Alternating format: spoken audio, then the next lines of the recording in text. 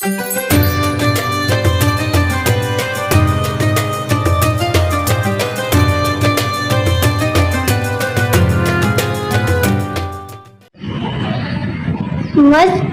Raya Baitur Rahman indah menawan.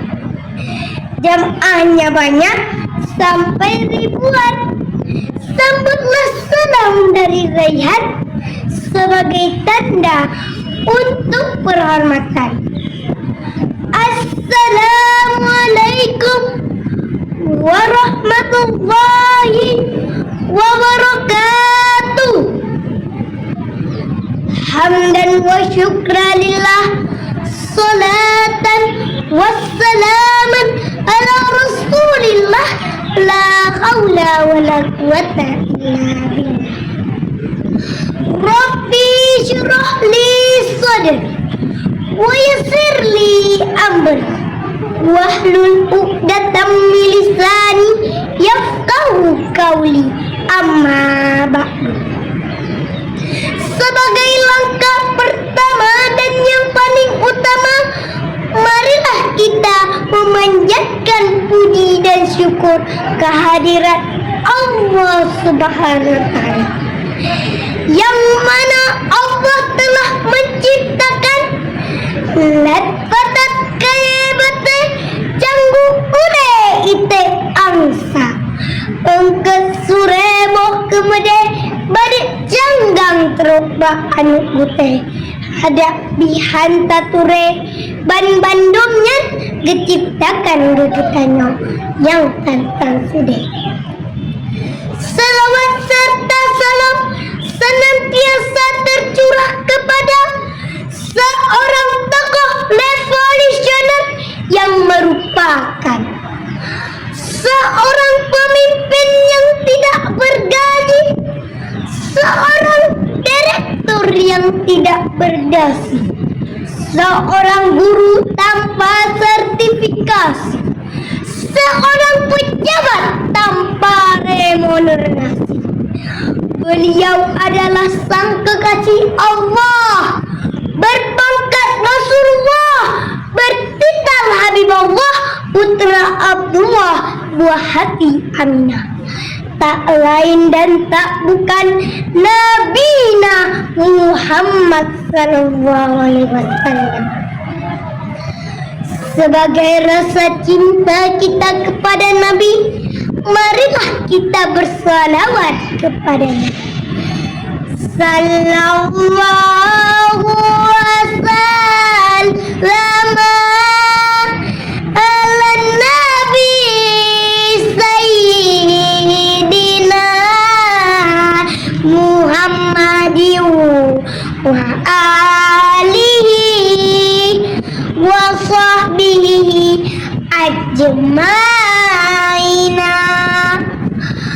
Allah dan para malaikat bersalawat kepada Nabi-Nya, apalagi kita sebagai umatnya bersalawat bukti cinta padanya. Inna Allah wa malaikatahu yusalluna 'alan nabi ya ayyuhalladzina amanu sallu 'alaihi wa sallimu taslima.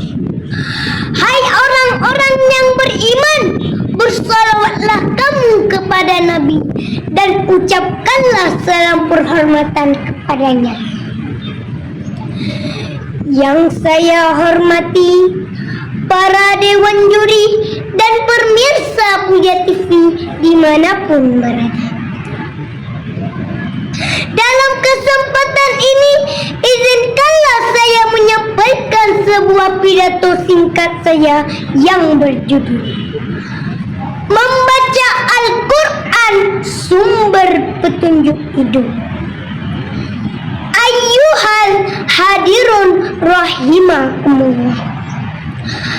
Al-Quran adalah prinsip dan merupakan satu-satunya kitab suci yang dapat menghantarkan kita kepada kebahagiaan.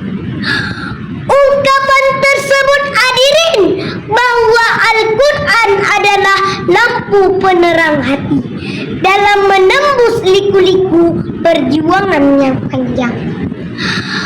Al-Quran adalah laksana benteng yang kokoh dalam tipuan dan godaan syaitan.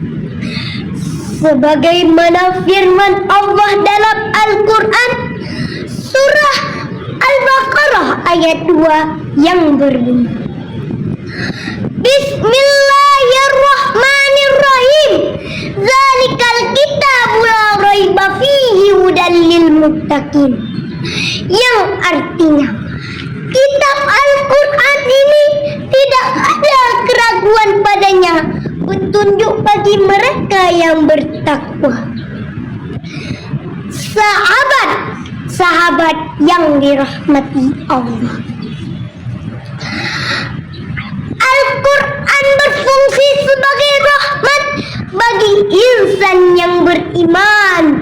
Artinya, kalau kita sudah sering membaca Al-Quran dan berserta dengan isinya, dipahami ajarannya, serta diamalkan petunjuknya, maka ia akan menciptakan ketenangan bagi kita, jauh daripada rasa resah dan gelisah, baik di dunia maupun di akhirat. Oleh sebab itu, Nabi bersabda, Iqra'u Qur'an fa innahu ya'i yaumal qiyamah. Bacalah dan kajilah Al-Quran, karena ia akan datang pada hari kiamat sebagai penolong. Al-Quran tidak hanya membahas dan mengatur tentang ibadah, tetapi juga tentang berbagai hal yang berkaitan dengan kehidupan sehari-hari, seperti akhlak, hukum, dan hubungan sosial. Contohnya, seorang pejabat kalau sudah menjadikan Al-Quran sebagai petunjuk hidupnya, dia tidak akan berbuat korupsi meskipun sedang senang. Seorang suami kalau sudah menjadikan Al-Quran sebagai petunjuk hidupnya, ia tidak akan berbuat selingkuh meskipun sedang kesepian. Begitu juga dengan seorang pemuda-pemudi yang lagi asik bermadu kasih, kalau sudah menjadikan Al-Quran sebagai petunjuk hidupnya, mereka tidak akan berbuat macam-macam meskipun mendukung dalam senyap dan sepi. Betul apa betul? Maka dari itu, marilah kita mengamalkan Al-Quran. Insya Allah akan membimbing dan membawa kita kepada keselamatan dunia dan akhirat. Amin, amin ya rabbal alamin. Demikianlah pidato singkat saya ini. Saya tutup dengan sebuah pantun. Saat lebaran membuat ketupat, enak dimakan di waktu hangat. Kitab Al-Quran sangat bermanfaat bagi dunia dan untuk akhirat. Wabillahi taufiq wal hidayah, wabirizati wa inayah. Wassalamualaikum warahmatullahi wabarakatuh.